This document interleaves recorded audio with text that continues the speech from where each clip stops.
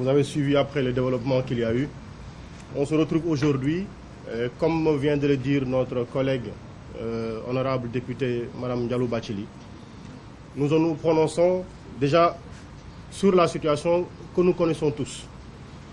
Le rappel profitant aux citoyens, il est bon qu'on le fasse. C'est un peu revenir sur la situation que nous avons avec l'exercice des libertés. Vous avez tous l'information comme quoi aujourd'hui, il y a au Sénégal 1062 détenus politiques. Il y a eu, il y a quelques jours, 300 grévistes de la faim. Aujourd'hui, nous en avons une bonne cinquantaine. Et dans ce lot, beaucoup ont été en réanimation et sont aujourd'hui dans une situation sanitaire critique. Pour certains d'entre eux, vous avez bien reçu l'information qu'il leur a été refusé pendant un moment les soins sous le prétexte qu'ils étaient en grève de la faim.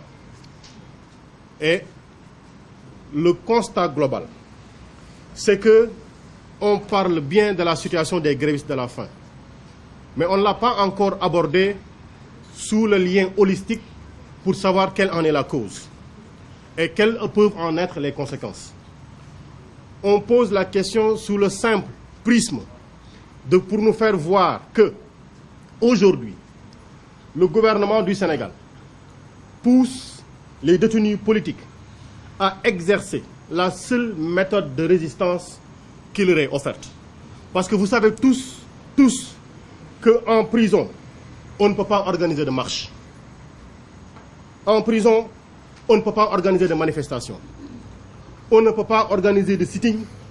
On ne peut pas y faire de conférences de presse comme nous sommes en train de le faire aujourd'hui. On ne peut pas y organiser de pétitions. Voilà un ensemble de personnes, pour la majorité, qu'on a pris parce qu'elles ont marché, parce qu'elles ont exprimé une simple colère, parce qu'elles ont mis une opinion sur le Facebook, parce qu'elles ont donné un avis contradictoire. Ces personnes-là, tous sont qualifiées de terroristes, de personnes qui ont menacé la sécurité publique, de personnes qui ont porté atteinte à l'intégrité morale, politique, d'autorité politique. Aujourd'hui, toutes ces personnes-là sont placées sous mandat de dépôt avec des instructions pour une durée qu'on ne connaît pas, simplement parce que ce qu'on leur a reproché, et ce sont des infractions qui sont comprises entre les articles 50 et 100 du Code pénal. Le procureur donc a la force absolue de pouvoir les garder en prison éternellement sans les entendre. Donc, toutes ces personnes-là qui sont en prison, voilà la situation à laquelle elles sont contraintes. Et parfois même, leurs familles ne peuvent pas avoir accès à elles pour ne serait-ce que les regarder. Et je vous informe que s'il y a 1062 détenus, les détenus sont en prison. Mais sachez qu'il y a 1062 familles qui sont en prison. Parce que la première chose que fait une famille quand elle a un détenu, c'est de réorganiser sa vie autour de la prison. Il est peut-être facile d'organiser sa vie quand on habite à Liberté 6, de l'organiser autour du camp pénal. Il est peut-être facile d'organiser sa vie à Rebeuss quand on est à la prison de Rebeuss. Il est peut-être facile d'organiser sa vie autour de Sébi Ponti quand on est dans la prison de Sébikotane.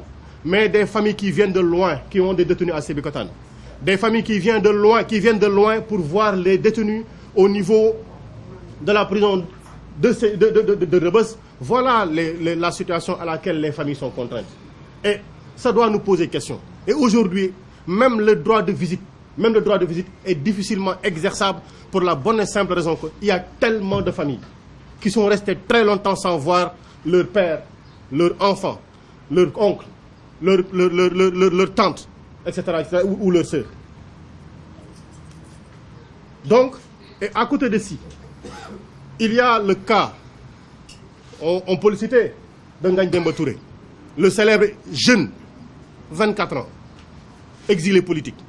Mais derrière le cas de Ngagne Demba Touré, il faut voir qu'il y a une quarantaine de jeunes, d'après nos informations recherchées, et qui ont décidé de se faire la malle, de disparaître tranquillement.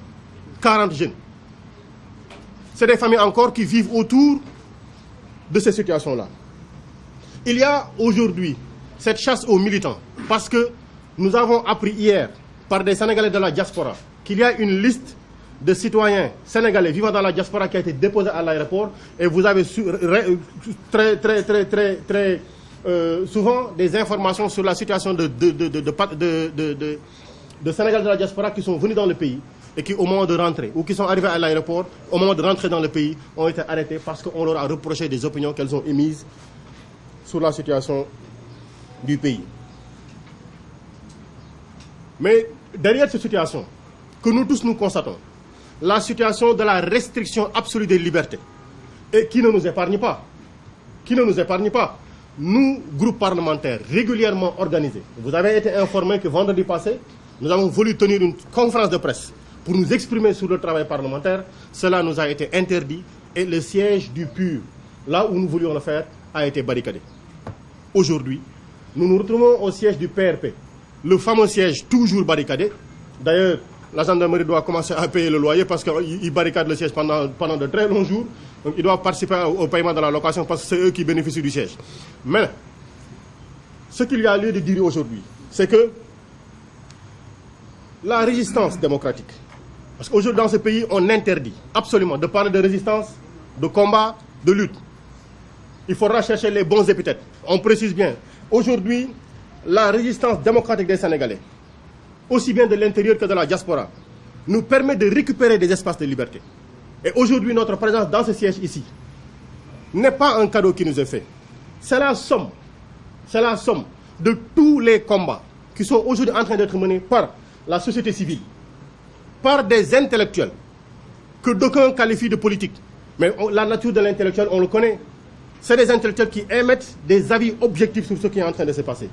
On a entendu des universitaires et on a entendu des partis politiques tous s'exprimer pour ce qui est en train de se passer dans ce pays-ci. Et le fait de décrire tout ceci, dans ce pays comme dans la diaspora, nous permet de récupérer quelques portions de liberté démocratique et de pouvoir les exercer. Et c'est au titre de la récupération de ces libertés démocratiques que le groupe parlementaire aujourd'hui est en train de s'exprimer, parce que ça lui a été interdit la semaine passée, aujourd'hui dans ce siège du PRP qui est toujours barricadé et aujourd'hui qui reste ouvert. Donc, ce que nous disons, il ne faut jamais cesser d'essayer d'exercer les libertés démocratiques.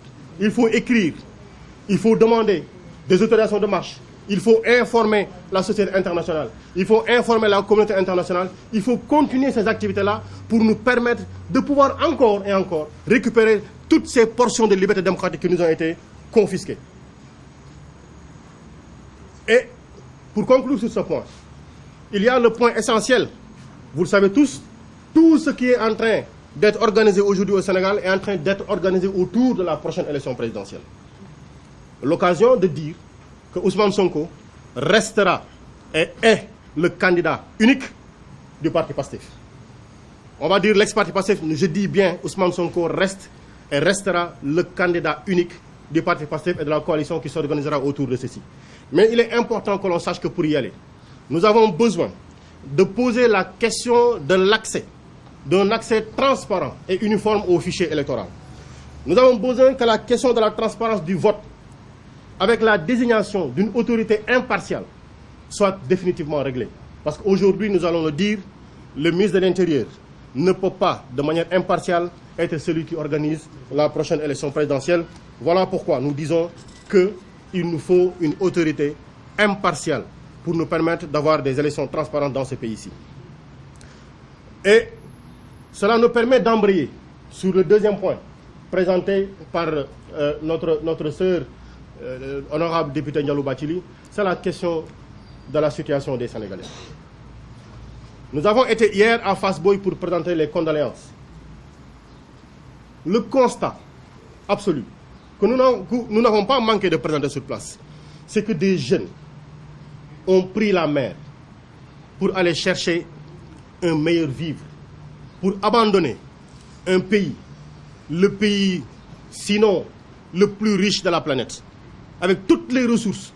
Aujourd'hui, vous regardez ce qui se passe en Arabie Saoudite, c'est simplement parce qu'ils ont du pétrole. Alors tout ce que nous avons comme ressources, avec tout ce que nous avons comme ressources, des milliers de jeunes reprennent la mer. Il faut se poser des questions. Et la question simple, ou plutôt la conclusion simple qu'il faudrait en tirer, c'est que quand les ressources sont exploitées ici, de manière juste, et dont les bénéfices sont également répartis pour tout le peuple, nous avons une jeunesse qui comprend que ce pays-ci est une terre de trésors.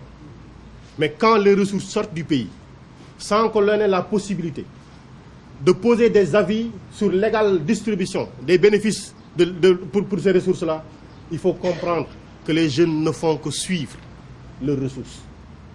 Et on pourrait en donner des exemples, mais sachez-le, ce qui s'est passé à Fass Boye est une question de responsabilité de l'État.